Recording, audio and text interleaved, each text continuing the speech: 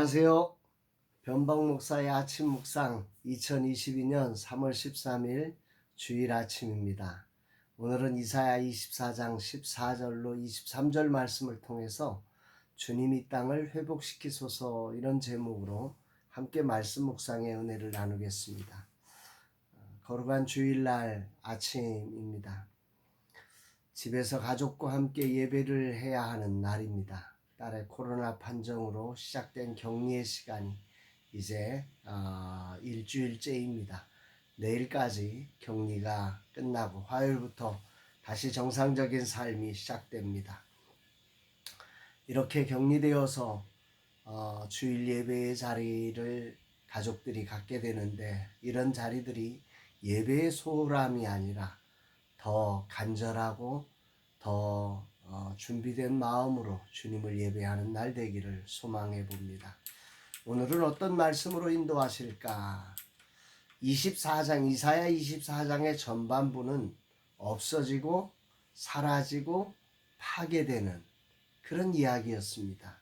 하나님의 심판에 의해서 이 땅이 그렇게 기쁨이 사라지고 곡식이 또 추수가 사라져버리고 파괴되어지고 그냥 없어지는 그런 것들의 전부였습니다.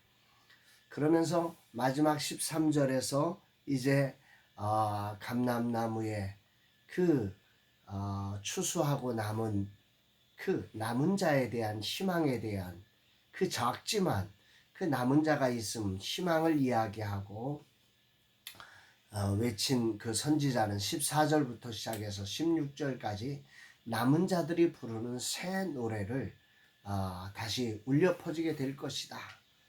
이것을 선언하고 있습니다. 14절로 16절 말씀을 같이 한번 읽어보겠습니다. 무리가 소리를 높여 부를 것이며 여호와의 위엄으로 말미암아 바다에서부터 크게 외치리니, 그러므로 너희가 동방에서 여호와를 영화롭게 하며 바다 모든 섬에서 이스라엘의 하나님 여호와의 이름을 영화롭게 할 것이라. 땅 끝에서부터 노래하는 소리가 우리에게 들리기를 의로우신 이에게 영광을 돌리세 하도다. 의로우신 이에게 영광을 돌리세 하면서 정말 땅 끝에서부터 사람들이 모이고 동방에서 모이고 각 섬에서 바다에서 모여서 하나님을 영화롭게 하는 진정한 회복의 새 노래가 울려 퍼질 것이라고 선지자는 이야기하고 있습니다. 그런데 이렇게 놀라운 새 노래를 이야기하는 말미에 16장 하반절에 선지자는 놀라운 고백을 하고 있습니다.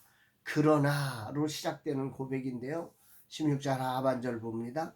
나는 이르기를 나는 쇠잔하였고 나는 쇠잔하였으니 내게 화가 있도다.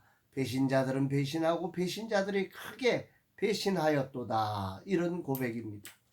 분명 남은 자들에 의해서 불려지는 새 노래가 정말로 불려지고 있는데, 선지자는 너무도 엉뚱하게 나는 쇠잔하고 쇠잔하다고, 자신에게 화가 있다고 이렇게 고백을 하고 있는 것입니다. 도대체 무슨 일이 벌어진 걸까요? 이사야 선지자는 그렇게 새 노래가 불려질 최후의 때가 이르기까지 이 땅에 펼쳐질 광경을 보았던 거죠.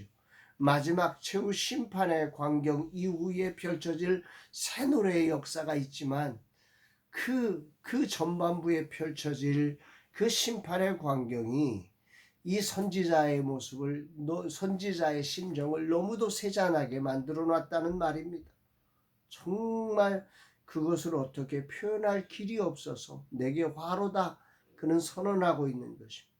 그리고 그 모든 그 마지막 심판의 이 땅에 펼쳐지는 모습은 한마디로 배신이었다 이렇게 묘사하고 있습니다. 17절로 20절에 이런 광경이 쭉 기록되고 있는데, 그 중에 17절은 이제 축약해서 이 마지막 심판의 광경을 세 가지 사냥하는 단어로 표현하고 있습니다.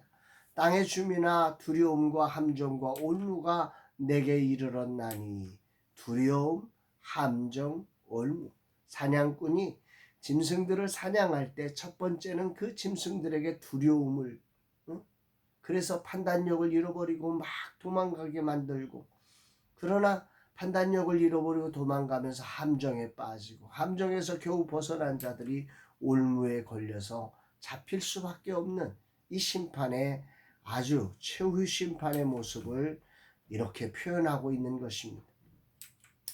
정말 벗어날 길이 없다는 거죠. 아무리 애를 써봐도 벗어날 방법이 없다는 것을 이야기하고 있습니다. 그런 심판이 벌어지고 난 후 하나님께서 높은 군대와 땅의 왕들을 벌하시며 영광을 얻으실 것이라고 선지자는 말씀하고 있습니다. 오늘 이런 말씀이 오늘 본문의 이야기지요. 오늘 주님은 내게 무엇을 말씀하시는 것인가? 선지자가 쇠잔할 만큼 공의로우신 하나님께서 죄를 단호하게 심판하심을 본문은 말씀하고 있습니다. 죄의 대가가 분명하게 있고 악은 심판받을 것이라는 것입니다. 그러면 죄성을 가진 인생은 희망이 없다는 말인가?